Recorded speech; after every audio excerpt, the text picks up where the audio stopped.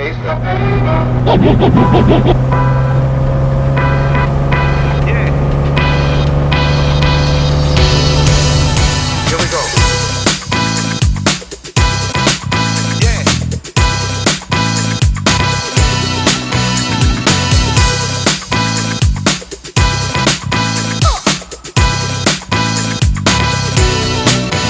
Here we go. So, hi everybody, going to talk today about this car here, which Jenson Button tried to buy off me, not once, but twice, and I'm going to tell you how and why.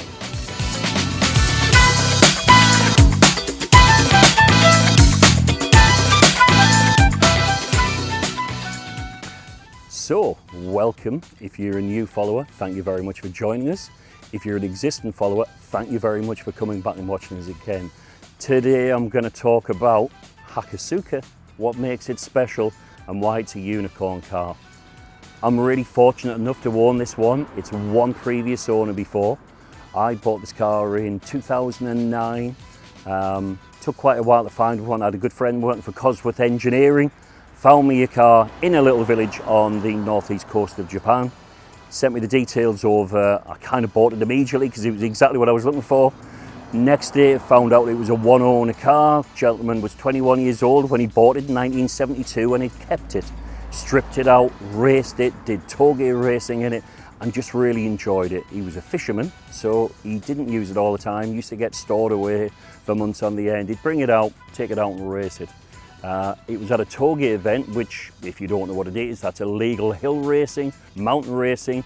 Two drivers pitch themselves off against each other in the middle of the night, bray around the mountains. Well, you can imagine back in the early 70s, it's a 72 model, this would have been the big boy GTR of the day. It would have absolutely annihilated everything. And here we go, 21-year-old fisherman braying around the mountains of Japan. Must have been awesome. He met his wife at one of these events, who kind of fell in love with the car before she even met him. The vehicle went through loads of guises, stripped it out, big cage, big engine, big wheels, and then eventually, as he got elderly and found he couldn't use it as much, he kind of put it back to the form of which I bought it in. I imported the car in 2010. Sadly, 2011, for those people that kind of follow any of the Japanese news, was when the Great Tsunami went and hit the northeast coast of Japan. And sadly and tragically, the fisherman and his family were part of a village of 10,000 souls that were wiped out overnight. So it's a bit of a bittersweet story. I brought the car over, and to be fair, at first I was going to do the RB26 big engine conversion, what everybody talks about. And I think because of the tragedy, I kind of decided to do a very sympathetic restoration. I'm really lucky. The car was in fabulous order to start with. It's a very lucky car for me to own. Everybody wants to come to business, they want to have a look at it because it's such a rare unicorn beast to behold. We take it to car shows. This car was at the London XL Classic Car Show a few years ago, and Jenson Button's manager comes across to speak to me and introduces himself and explains to me that Jenson's at the car show, he's looked at the car and he's extremely interested in finding out if it's available. Quite taken aback, to be honest. Whoa, Formula One driver trying to buy a car that I own? Wow, you know, blows your mind. I promptly said no to him because I hadn't gone to sell the car, and off the gentleman went. 15 minutes later, the manager returns back to me. His opening words were, "I wouldn't like to play cards with you, David. Mr. Button has graciously asked me to come back and just ask you the question. He promises to look after your vehicle and take it to Monaco. What is your asking price?" At that point, I had a couple of words with the missus, and then we still said no, because to me, I hadn't taken the car to sell. It means more to me than money because of the history to go with the vehicle. It's been used by Nismo and Nissan at various launch events. It's been into Europe, various car shows. It's been used at the Silverstone Classic event, where it was lead car for the Skyline Centenary. And a real big moment, I'm going down Hanger Straight as the lead vehicle in front of 200 other Skylines, and a Spitfire rocks overhead and then does a loop in front of us along Hanger Straight. It's that kind of car which just does the magic for you. So money isn't everything. There's some really special bits on this car. worth more than any kind of money you can really talk about. So let me just show you around some of the things on the car that I absolutely love and are so unique.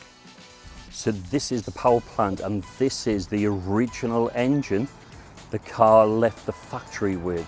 The original owner kind of took it out, built another one, put it in, and then put the original one back into it. It's a straight 6-cylinder. It's probably around 130 brake horsepower. Doesn't sound a lot, but it sounds absolutely fabulous. Triple carburetor setup on it as well. These are the kind of things when I go to look at a car really interest me. Some modern elements that we've included in is this suspension system. This was supplied by my friends in Japan called Protec, who I visited in Japan a few years ago, and they personally made this suspension for this car for me to drive in the United Kingdom. They're probably one of the best known tuners and builders of this particular car in Japan, and they've been going for years. Another great little original feature again from the car. This car had a cold climate pack fitted, if you want to call it that. Little feature here on the wiper blades. A lot of people just look straight past it, but if I lift it here, you'll see there's a little arm which actually turns down there and into a little support arm. You see that? And then what happens is, through the winter when it's getting really cold, you've got a lot of ice or a lot of snow, put that down, lifts the wiper blade off the screen. There you go. It's engineering at its simplest, but I love it. So, you've probably seen this in some of the previous videos. What's this dangly thing hanging inside the car? This is from my birth year. This is from 1965, and it's a driver's good luck charm, and there's an envelope in there with kind of a magic spell, and it's never actually been opened. So this is from 1965, So this is quite a rare thing to come by in anybody's mind. Going a little bit further down, for the oldies, this is what they call an 8-track cassette player. It's not a DVD, it's not a CD, it's not a cassette, it's an 8-track, which is a big chunky cassette player.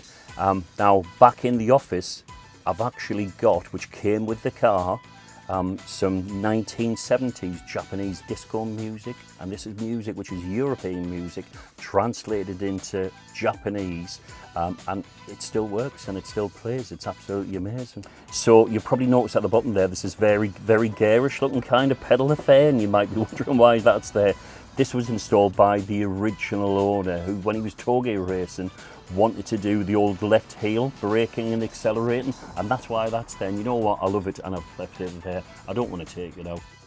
The wheels, these wheels are what they call watanabe, and that's a very old traditional Japanese wheel firm. These are cast by hand in a very little old village, and they're actually made out of magnesium, so whilst they look pretty damn chunky, they're amazingly light. These are pretty wide, and they're sitting on very sticky track tyres, because I do actually take this to the race circuit and I do track it. It doesn't keep up with my track edition, but you put this on the circuit and everybody just wants to come across and have a look at it. They're wonderful.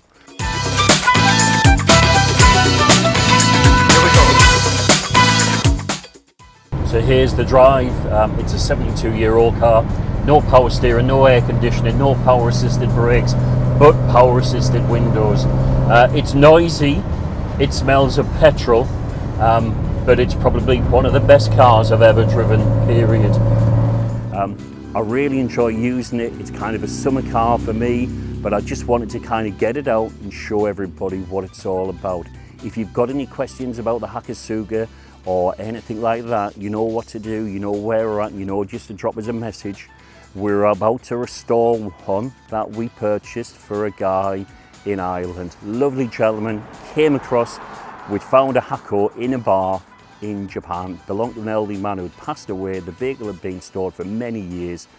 Jason, this bit of the video is going to be for you, because we're going to do a special build feature on a bare metal Hakosuka, from absolute bare metal bone with big holes right the way through to the finished event. We're going to do it, and it's going to be fabulous. So if you want to see us restore a Hakosuka from wreck to riches condition, you know what to do. Just prescribe, like, follow us, tell your friends. We're going to see you next week, and we're going to bring something else special along. Thanks very much for tuning in, everybody. Bye bye.